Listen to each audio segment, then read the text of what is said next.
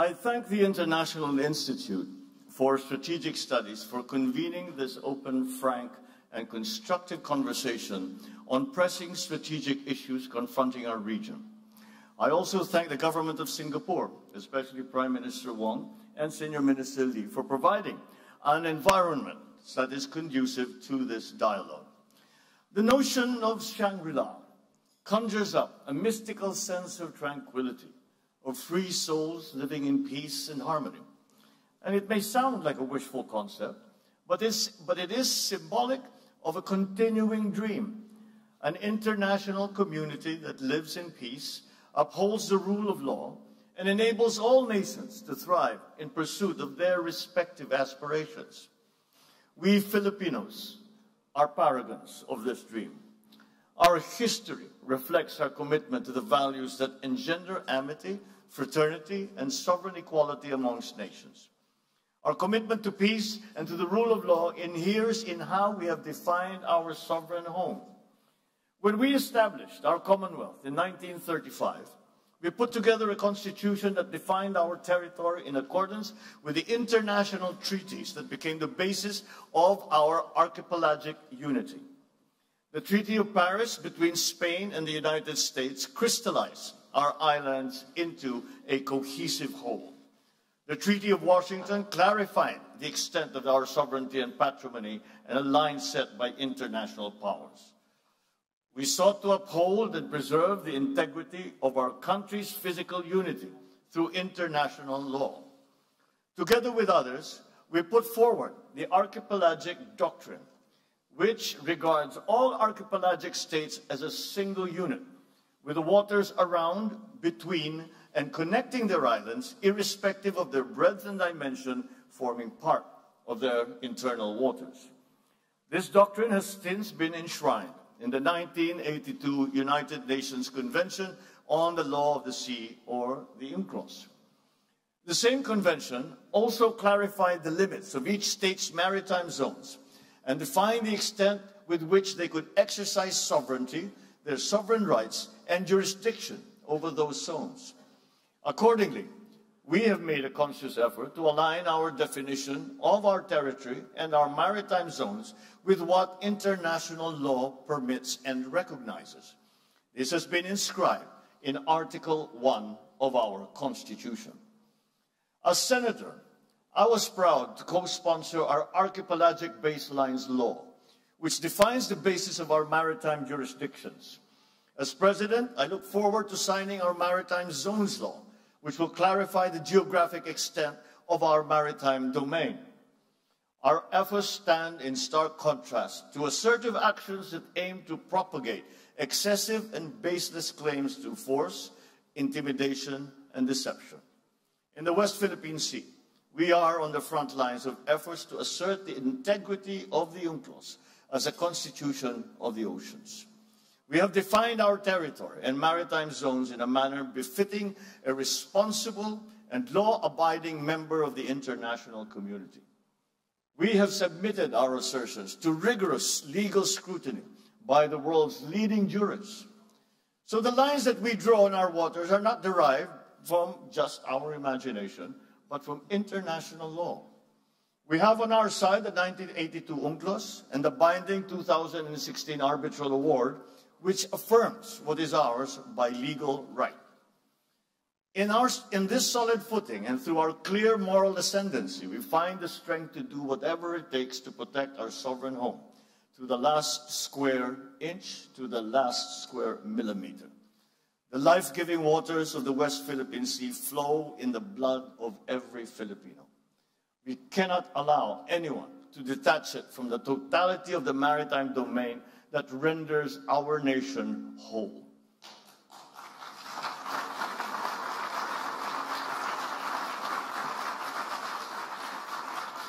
As President, I have sworn to this solemn commitment from the very first day that I took office. I do not intend to yield. Filipinos do not yield. Ladies and gentlemen, we are not only unyielding in protecting our patrimony, our rights, and our dignity as a proud and as a free country. We are also firm in our commitment to regional and global peace. We renew this commitment at this turbulent juncture of our history. I will repeat what I said at the United Nations almost 2 years ago. Amidst challenging global tides, an important ballast stabilizes our common vessel.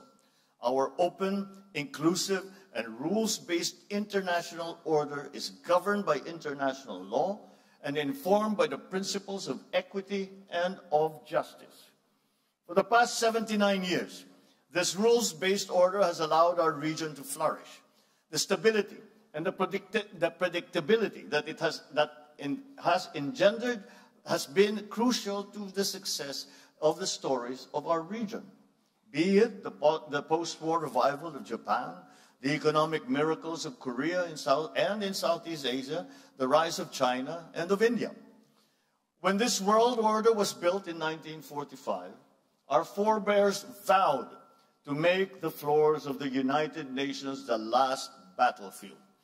We made a determination for humanity to survive and to never again be wiped out in another Holocaust. The Philippines has always been part of that history.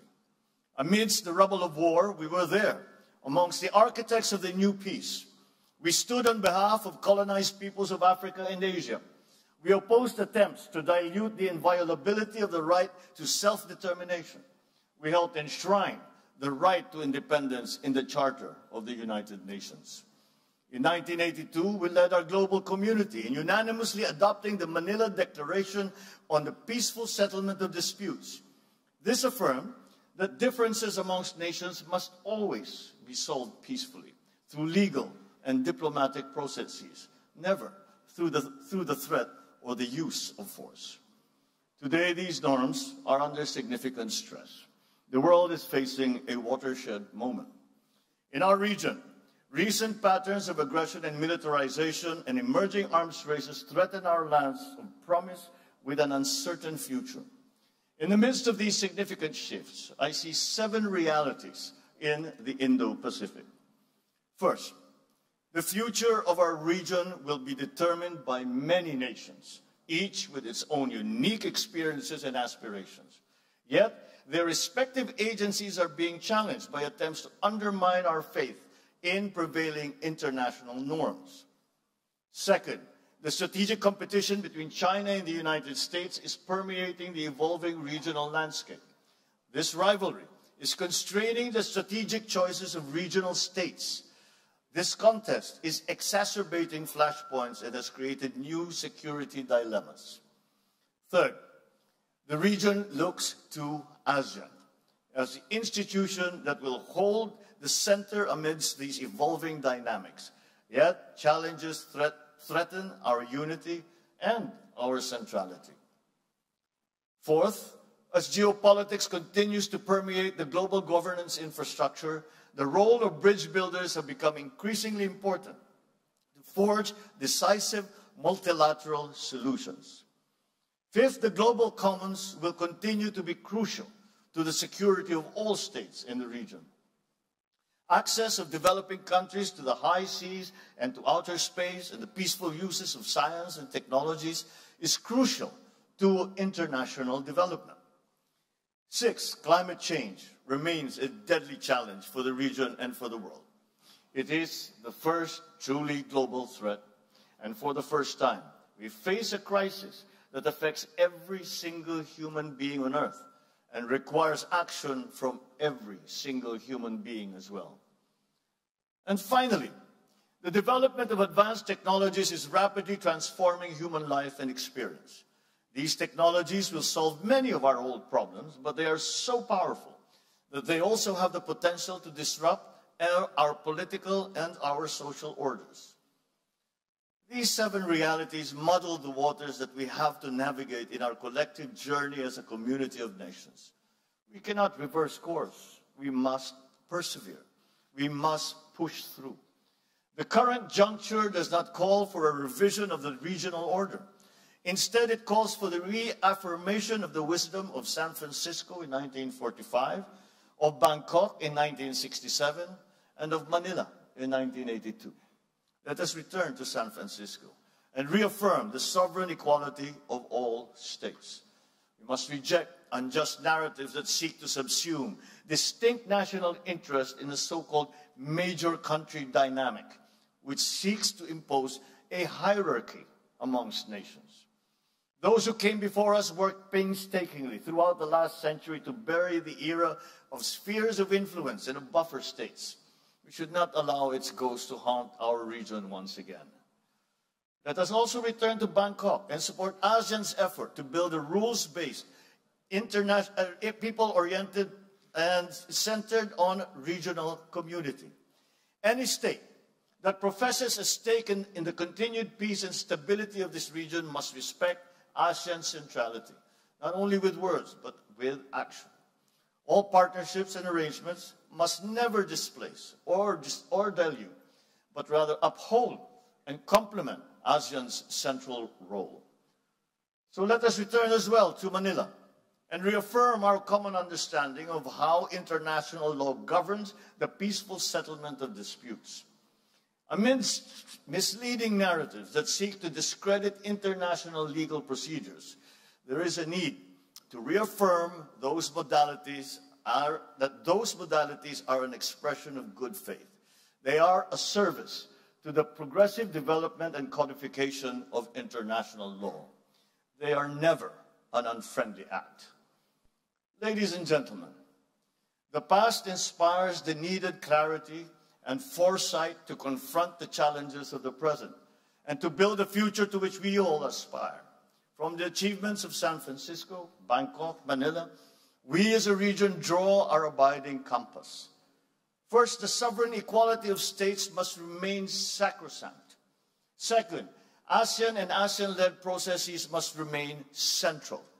Third, the rule of law and the integrity of multilateralism must prevail. These three constants guide our efforts to prepare ourselves for the challenges ahead.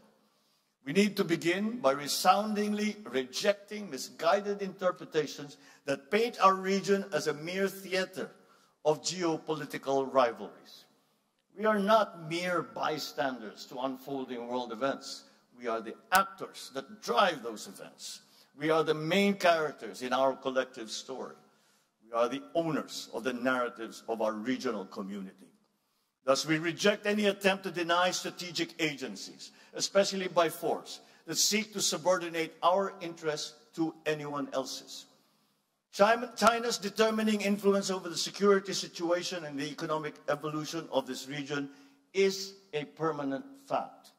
At the same time, the stabilizing presence of the United States is crucial to regional peace. It's never a choice. Both countries are important. The continued stability of this region requires China and the United States to manage that rivalry in a responsible manner. Pending the total elimination of nuclear weapons, China and the United States have a unique responsibility to undertake concrete measures to reverse the recent increase in nuclear stockpiles and to alleviate the risks of nuclear conflict. For a long time, the nuclear disarmament discourse has focused on the Euro-Atlantic. Together with our strategic partners, Australia and Japan, the Philippines has been seeking to bring Indo Pacific issues to the fore. We promote nuclear risk reduction in the region through the ASEAN Regional Forum. We push for the negotiations for a fissile material cut-off treaty at the United Nations. We will not waver in these efforts. Our work towards a world free of nuclear weapons is rooted in our desire to extinguish the last vestiges of the Cold War. Yet the danger of regional regression towards Cold War thinking has never been more pronounced. It has become even more crucial for us to assert that the future of our region will be driven not by one or two powerful countries, but by all of us. Peace, security, and stability are the business of all countries. The interests and responsibilities of all states in the community of nations must always be acknowledged. All our voices must be equally heard. As a Pacific nation, the Philippines shares with our eastern kin the same experience of a climate-vulnerable country. It is clear to us that the Pacific Island states must become part of any meaningful discussion regarding the future of our region. It's time to put the Pacific back into Indo Pacific. We also share with South Asia states similar aspirations as rapidly growing economies. Their continued development rests upon the maintenance of peace and stability in the Indian Ocean region.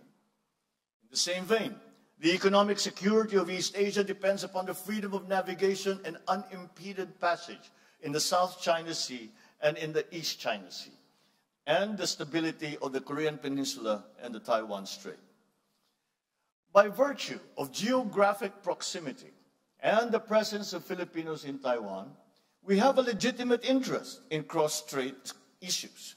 The Filipino people have a long history of fraternal bonds with the people on both sides of the Taiwan Strait. Peace and stability must prevail. Therefore, we continue to urge all parties to exercise restraint on the issue. Lasting peace in the Korean Peninsula, on the other hand, is a collective responsibility of the entire region. The DPRK must comply with all its international obligations under relevant UN Security Council resolutions and commit to constructive and peaceful dialogue with the Republic of Korea. Finally, any effort to resolve maritime differences in the East China Sea and the South China Sea must be anchored on international law, particularly UNCLOS. We must accord due regard to the legitimate interests of all parties and respect legally settled rights. We cannot afford any other future for the South China Sea other than the one envisioned by ASEAN, that of a sea of peace, stability, and prosperity. Unfortunately, this vision remains for now a distant reality. Illegal, coercive, aggressive, and deceptive actions continue to violate our sovereignty, sovereign rights, and jurisdictions. Attempts to apply domestic laws and regulations beyond one's territory and jurisdiction violate international law, exacerbate tensions, and undermine regional peace and security. But despite all this, the Philippines remains committed to the cause of peace, upon which our constitutional order is premised. We are committed to addressing and managing difficult issues through dialogue and through diplomacy. The 1982 UNCLOS and the binding 2016 arbitral award provide a solid foundation for the peaceful resolution and management of disputes. Our policy in the South China Sea is built upon these two touchstones. We will continue to work with ASEAN and China towards an effective and substantive code of conduct, one that is firmly moored in UNCLOS. As the world's second largest archipelagic nation, we have more sea than land in our territory. We are among 18 mega-diverse countries in the world, and we have the fourth longest national coastline. We will continue to build upon our significant footprint in enriching UNCLOS, the Convention on Biological Diversity, and the High Seas Treaty. As we work to uphold the rule of law in international affairs, so shall we build our capabilities to protect our interests in our own maritime domain and in the global commons. Under our comprehensive archipelagic defense concept, we shall develop our capacity to project our forces into areas where we must, by constitutional duty and by legal right, protect our interests and preserve our patrimony. And as we build our defense capabilities, so shall we continue to invest in diplomacy. Our commitment to ASEAN centrality shall remain a core element of our foreign policy. At the same time, we shall strengthen our alliance with the United States and our strategic partnerships with Australia, Japan, Vietnam, Brunei, and all the other member states of ASEAN. We will also pursue more robust collaboration with friends, such as the Republic of Korea, India, amongst others. Collaborative endeavors among a few states that share specific interests built into pillars that support the architecture of regional stability. It is in this spirit that we pursue trilateral collaboration with Indonesia and Malaysia in the Celebes Sea. It is the same rationale behind our broader cooperation with Australia, Japan, and the United States in our exclusive economic zone. Last month, the Philippines, Japan, and the United States adopted our joint vision statement on enhancing economic cooperation and contributing to regional peace and security through trilateral cooperation. These partnerships reflect our commitment to preserving, defending, and strengthening the rules-based regional order. And yet the scope, the depth, the breadth of the challenge that our region now faces requires our collective, our inclusive, and our decisive action. Addressing the realities of our regional security landscape requires our greater collective political will. Let us begin by realizing the vision set for us by leaders past. In 1976, 5 leaders of Southeast Asia, including my father, signed the Treaty of Amity and Cooperation in the Southeast Asia, or the TAC. This landmark treaty is meant to promote perpetual peace, everlasting amity, and cooperation amongst nations. Its goal is to contribute to their strength, the solidarity, and closer relationship. The TAC's provisions were relevant then, and they remain relevant to this day. It is no wonder, then, that the 54 parties from all regions of the world, many of which are represented in this dialogue, have now acceded to this landmark instrument, with nearly a dozen more countries expressing their desire to be bound by the TAC's tenets. This indicates that all stakeholders in the future of this region are committed to peace. It is timely for parties to consider how this treaty can help address the geopolitical and geoeconomic issues facing the region today and the looming challenges ahead. So as we look to the future, let us breathe new life into this noble purpose and the principles of this treaty. Ladies and gentlemen, beyond the regional horizon, we recognize the importance of upholding multilateralism. It remains the single viable platform for collective action against transcendent global challenges. We must therefore step back from the precipice of paralysis. We should transcend geopolitics, find common ground, work to strengthen global institutions.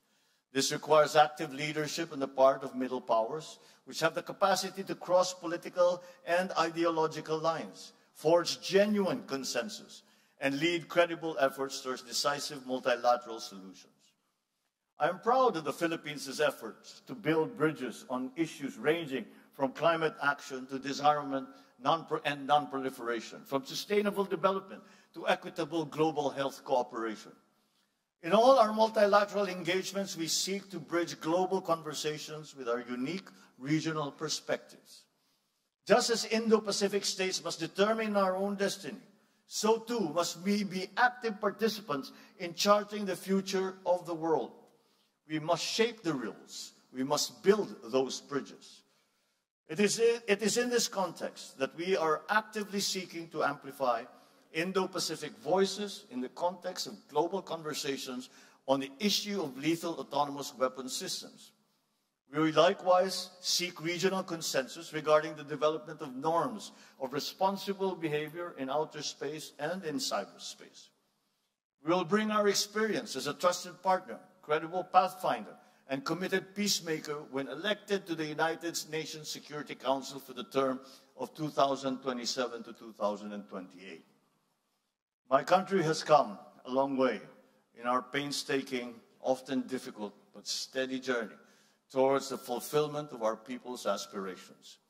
Despite daunting challenges and our increasing vulnerabilities, we remain on track to achieve our goal of a high-income economy and a prosperous country by the year 2040, a place where Filipinos live strongly rooted, comfortable, and secure lives. Our strong potentials come with an inevitable rise in our global standing. Just as we have done in the past, we will embrace our role in this region and around the world with a sense of purpose. We are determined to be a force for the good, a force for peace, a champion of regional and global unity, a staunch defender of the rules-based international order. The Indo-Pacific holds much promise as the fastest growing economic hub and the largest contributor to global growth. That premise must be kept alive. Furthermore, that promise must be fulfilled. Geopolitics must not distract us from our fundamental duty as civil servants, as public intellectuals, as statesmen, to deliver for our people and to safeguard the future of the coming generations. This is the reason why we strive for stability, for security, and for peace. This, ladies and gentlemen, is our core purpose, our collective commitment, our calling. It is for this most noble of causes that we must come together to win the future of our region and to make a better world. And with your help, with our partnerships, with the alliances that we forge, we will make it happen. Thank you and good evening.